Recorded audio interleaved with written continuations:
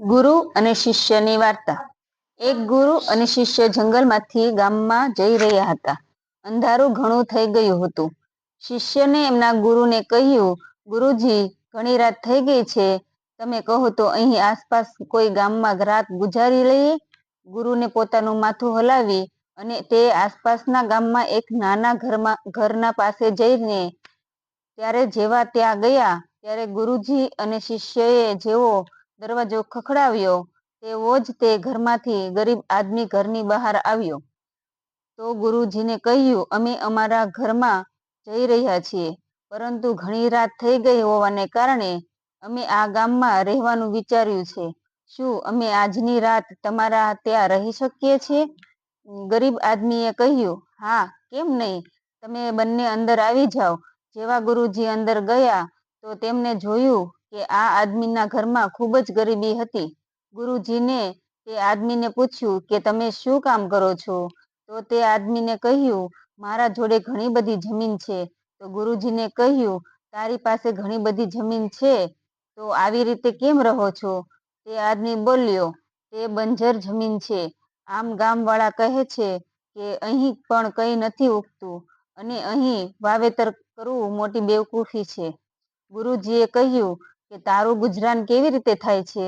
તો એ આદમીએ કહ્યું કે મારી જોડે એક ભેંસ છે, જેના લીધે મારું આખું ઘર ચાલે છે. આ સાંભળી ગુરુજી ઊંઘી જાય છે અને અડધી રાતે બધા ઊંઘી જાય છે ત્યારે આ ગુરુજી તેમના શિષ્યને ઉઠાડે છે અને તે ગરીબ આદમીની ભેંસ લઈ તેમના ગામમાં જતા રહે છે. શિષ્ય પોતાના ગુરુજીને પૂછે છે કે ગુરુજી, કદાચ આપણે આ ખોટું તો નથી કરતા ને ગરીબ આદમીની રોજીરોટી આ ભેંસ દ્વારા ચાલે છે.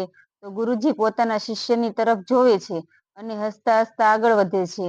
આ વાતને તકરીબન 10 વર્ષ વીતી જાય છે અને તે ગુરુનો શિષ્ય હતો તે મોટો ગુરુ બની જાય છે. તો ત્યારે તેને પેલા ગરીબ આદમીની યાદ આવે છે અને તે વિચારે છે કે આ ગુરુજીએ આદમી જોડે સારું નહોતું કર્યું. મારે એકવાર જઈને જોવું જોઈએ કે તે કેવી પરિસ્થિતિમાં છે. તો શિષ્ય તે આદમીની ગામની તરફ જાય છે અને ત્યાં જોવો પહોંચે છે અને જુએ છે કે ત્યાં ગરીબ આદમીનું ઝૂંપડું હતું. ત્યાં આલીશાન મહેલ બની ગયો હતો અને ઝૂંપડાના જોડે તે બંજર જમીન હતી. ત્યાં ફળ અને ફૂલ બગીચા હતા.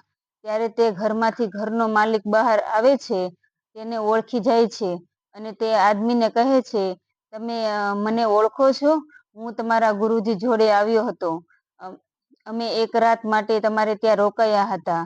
તે આદમી તેને ઓળખી જાય છે અને કહે છે, તે રાત તમે ક્યાં જતા રહ્યા હતા એમ, અને રાત પછી મારી ભેંસ પણ ક્યાંક જતી રહી હતી.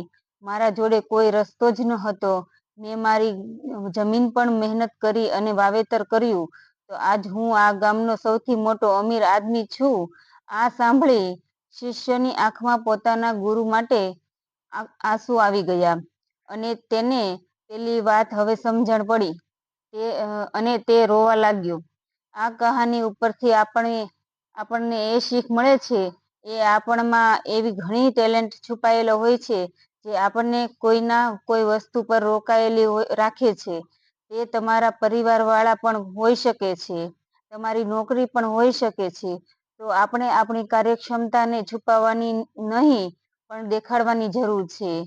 આપની જોડે કોઈ એવી વહન નથી કે આપણને આગળ વધતા રોકી શકે.